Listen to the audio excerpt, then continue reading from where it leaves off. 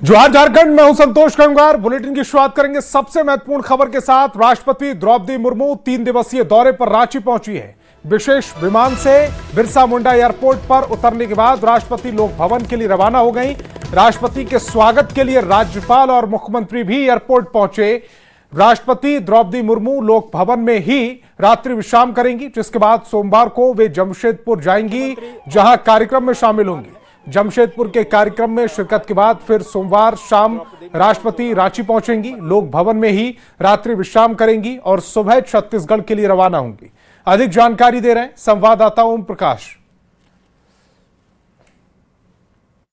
राष्ट्रपति द्रौपदी मुर्मू 3 दिवसीय झारखंड दौरे को लेकर रांची एयरपोर्ट पर पहुंच चुकी है। इस वक्त की हम जो तस्वीरें दिखा रहे हैं, ये बिरसा मुंडा जो एयरपोर्ट है वहां से जो कारकेड का काफिला है, देख सकते हैं वो कारकेड का काफिला निकलता हुआ नजर आ रहा है। मुख्यमंत्री और जो राज्यपाल है प्रदेश के, वो भी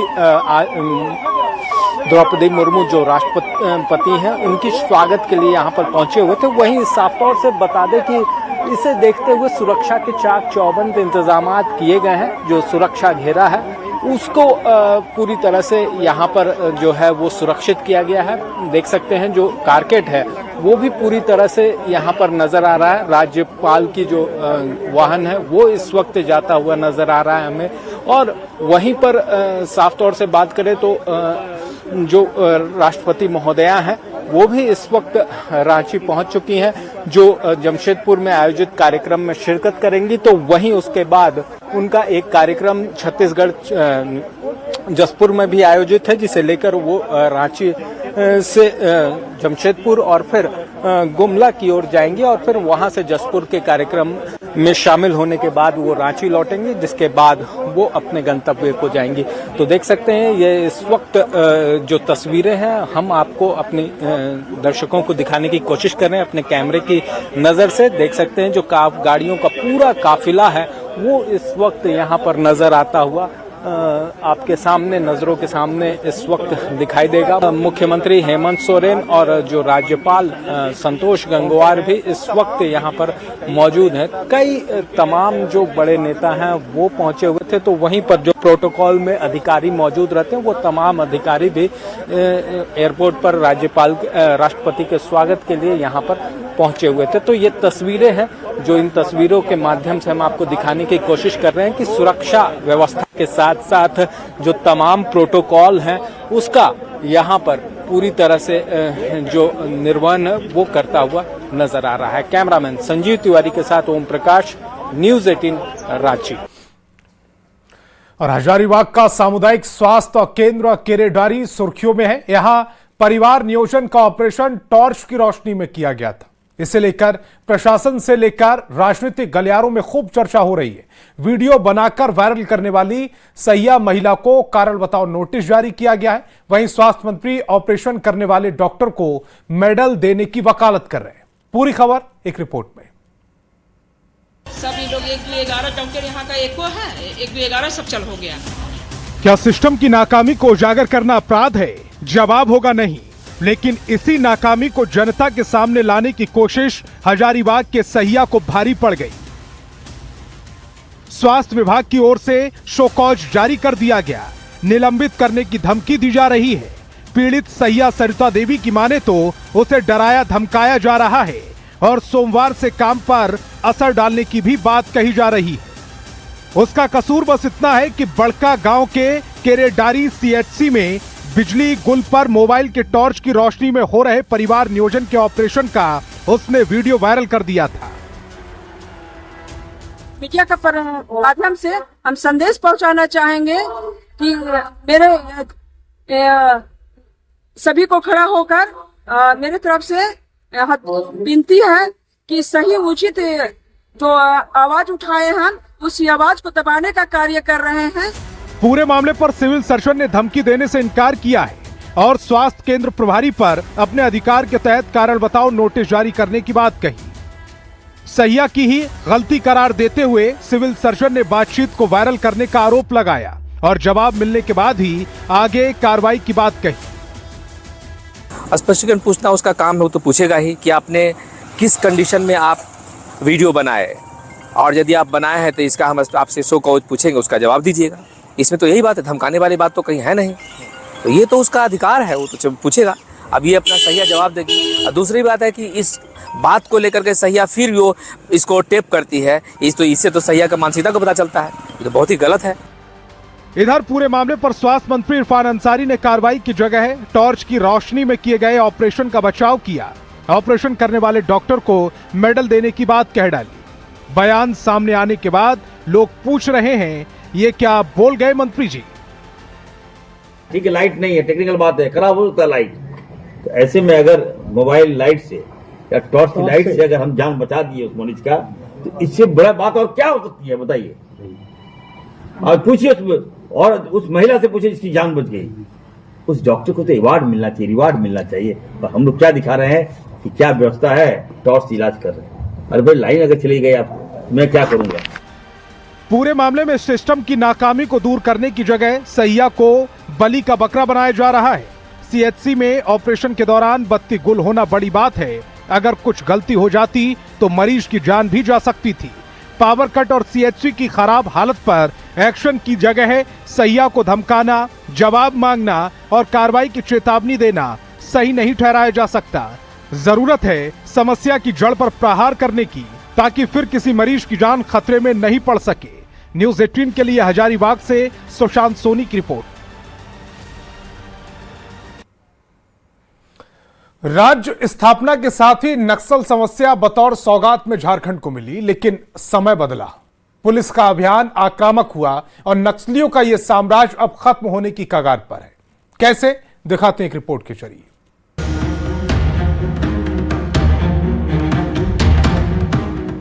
नक्सलियों के खिलाफ जारी अभियान में सुरक्षा बलों के लिए 2025 शानदार रहा। इस साल नक्सलियों के खिलाफ सुरक्षा बलों की पकड़ मजबूत हुई। हालांकि अब नक्सलियों के खिलाफ अंतिम लड़ाई चाईबासा के सारंडा के जंगलों में लड़ी जा रही है, जिसमें सुरक्षा बलों को कई सफलताएं भी हाथ लगी। चाईबासा में नक्सल अफेक्टेड जिला है, बाकी और 3 जिला सारे जिला है। इसमें भी हमारा लगातार निगरानी है और लगातार ऑपरेशन जारी है। 2025 झारखंड पुलिस के लिए नक्सल फ्रंट पर बेहद कामयाब रहा है।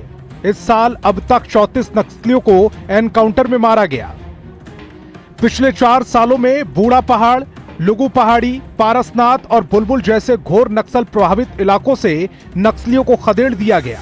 2025 में अब तक 370 नक्सलियों को सलाखों के पीछे पहुंचाया, जबकि 34 को एनकाउंटर में मार गिराया। पुलिस के अभियान से घबराकर 30 नक्सलियों ने सरेंडर कर दिया। झारखंड में 32 नक्सली लोग का हम लोग न्यूट्रलाइज करने में सक्षम रहे हैं। उसमें 21 है सीपीएम माओवादी का है, शेष है बाकी जो नक्सली संगठन है। हालांकि इस बीच नक्सलियों के साथ लड़ाई के बीच स्प्लिंटर्स ग्रुप पांव पसारने में जुटा हुआ है। इसे लेकर ही पीएलएफआई और भारतीय जन मुक्ति मोर्चा के संगठन को धार देने में जुटा है। पुलिस को भी इसकी सूचना मिली है, लेकिन पुलिस का कहना है कि अब पीएलएफआई जैसे संगठनों में कोई शीर्ष नेतृत्व नहीं बचा। ऐसे में इन दोनों संगठनों का मिलन कोई चुनौती नहीं है। आपको पता है पीएलएफआई में अभी कोई बचा नहीं है। जो भी है जिसमें नाम वगैरह आया है उसका हम लोग सत्यापन करेंगे, उसमें आवश्यकता पड़ने पर कानूनी कार्रवाई किया जाए। बहरहाल नक्सलियों के साथ स्प्रिंटर्स ग्रुप के खिलाफ लगातार अभियान चलाया जा रहा है और उसके सकारात्मक परिणाम भी मिले हैं। देखना होगा 2026 में केंद्रीय गृह मंत्रालय द्वारा तय की गई डेडलाइन में झारखंड नक्सल मुक्त हो पाता है या नहीं। रांची से ओम प्रकाश की रिपोर्ट। धनबाद में एक बार फिर ईसाई मिशनरी की करतूत सामने आई। महुदा थाना क्षेत्र के भाट डीही ओपी के मुरली डीही हाड़ी बस्ती में धर्मांतरण को लेकर तनाव फैल गया। हाड़ी समाज के कुछ लोगों ने अपने ही समुदाय के सदस्यों पर ईसाई धर्म अपनाने का आरोप लगाते हुए विरोध किया, जबकि आरोपी पक्ष ने इसे अफवाह बताते हुए खारिज कर दिया। समाज की बैठक और प्रार्थना सभा के आयोजन के बीच विवाद बढ़ने पर मारपीट की भी घटना सामने आई, जिसे पुलिस ने समय रहते संभाल लिया। लोगों ने स्वीकार किया कि उन्हें धर्म परिवर्तन किया है। हाड़ी समाज के प्रबुद्ध लोगों ने धर्मांतरण पर नाराजगी जताते हुए लोगों को भ्रमित करने से रोकने की मुहिम चलाने पर जोर दिया। तेजी से हमारे कुछ ग्राम के लोग ईसाई मिशनरी के बहकावे में भ्रमित होके ईसाई मशीनरी ग्रहण कर रहे हैं, धर्म परिवर्तन कर रहे हैं। उस विषय में हम लोग सभी प्रमुखगण यहाँ उपस्थित हुए हैं।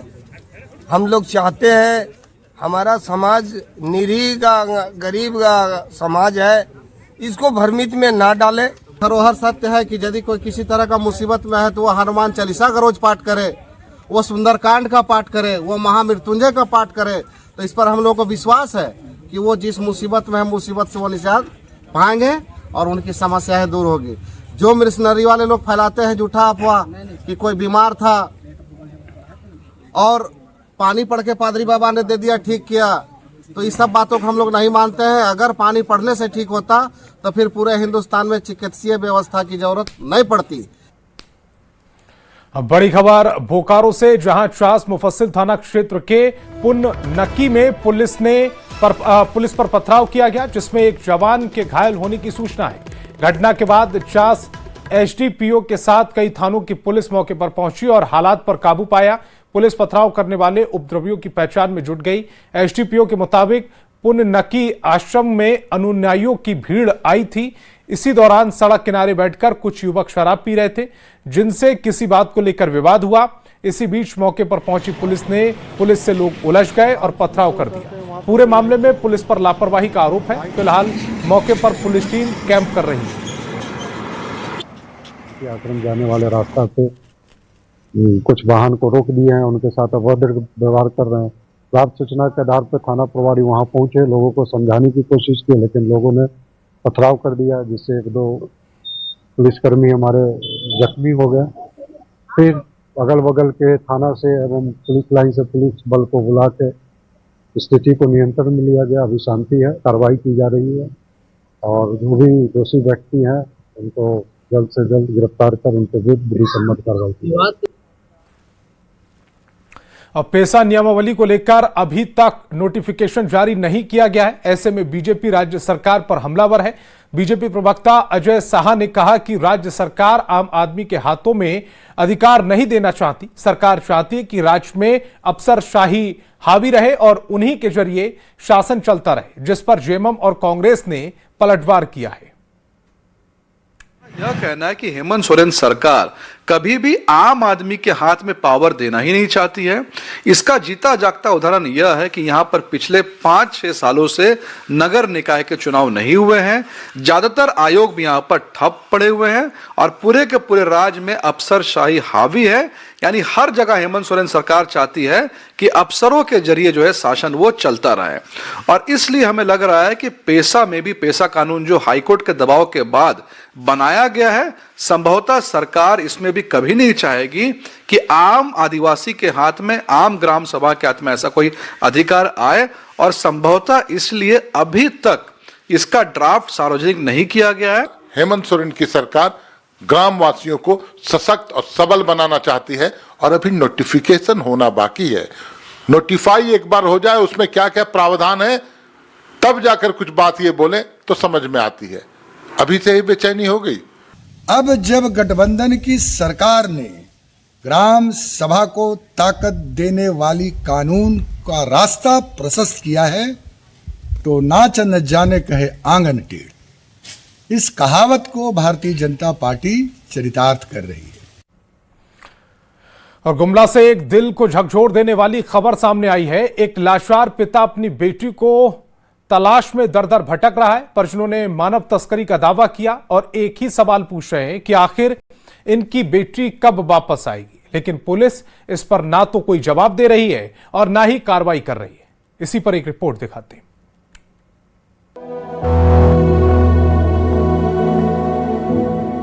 मजबूर पिता, रोती मां।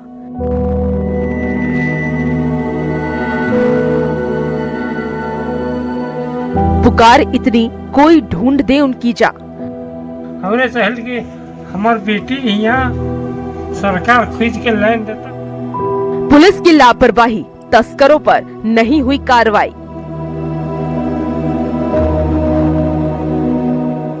जरा इस मजबूर पिता और रोती मां को देखिए, जो हाथ में बेटी का फोटो लिए उसकी खोजबीन की गुहार लगा रहे हैं। ये कहानी है गुमला के चैनपुर प्रखंड की, जहां एक आदिवासी लड़की मानव तस्करी का शिकार हो गई और पीड़ित परिवार पिछले कई साल से थाने के चक्कर काट रहा है, लेकिन कान में तेल डालकर सो रही पुलिस ने कोई कार्रवाई नहीं की। नतीजा, ना तो अब तक इनकी बेटी मिली और ना ही तस्करों का कोई अता पता चला।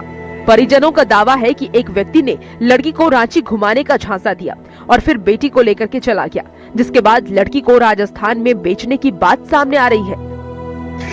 ये केकर दोबारा ने तू पे ही दोबारा से वह तो लेगल है, तू हम तो धारा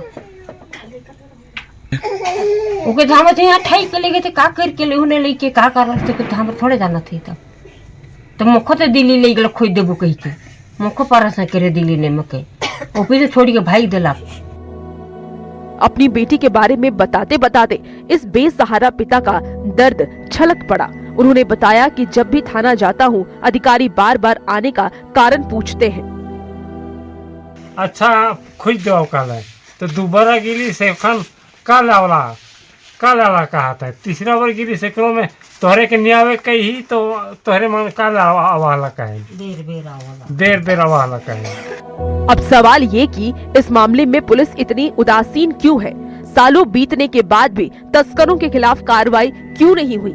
आखिर कब तक अपनी बेटी के लिए इस माँ बाप को तड़पना पड़ेगा?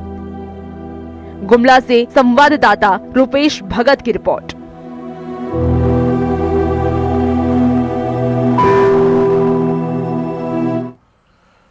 और खबर चतरा से, जहां सिमरिया थाना क्षेत्र के कटिया तुम्बा पतरा गांव स्थित एक घर से प्रतिबंधित कोडीन सिरप भारी मात्रा में बरामद किया गया। ये कोडीन सिरप तुम्बा पतरा गांव निवासी हितामन गंझू के घर से बरामद किया गया। बरामद सिरप 42 पेटी है। भारी संख्या में कफ सिरप बरामद होने के बाद तस्करों में हड़कंप मचा हुआ है। 3 नामजद तस्करों के खिलाफ केस दर्ज कर पुलिस आगे की कार्रवाई में जुट गई। आप देख ही सकते हैं ये घर है, हम लोगों ने 45 पेटी बरामद किया। तो ये तो आप देख ही सकते हैं कि हम लोगों को जैसे ही जानकारी मिली, गुप्त सूचना मिली, हम लोग तुरंत रेड किए और दवा को सीज कर रहे हैं और आगे की विधिवत प्रक्रिया की जा रही है। तो ये एक मैसेज भी देने के लिए है और हम लोग को आगे भी जहाँ जहाँ सूचना मिलेगी, और हमको लगता है कि ये काफ़ी बड़ी मात्रा क्वांटिटी बहुत ज़्यादा है 45 पेटी, तो इसको सीज करने के बाद जो भी एक्टिव हो रहे होंगे तो वो कहीं ना कहीं समझ जाएंगे कि सिमरिया में इस तरह का एक्टिविटी करना मतलब उनके लिए फ्रूटफुल नहीं रहेगा। और वक्त एक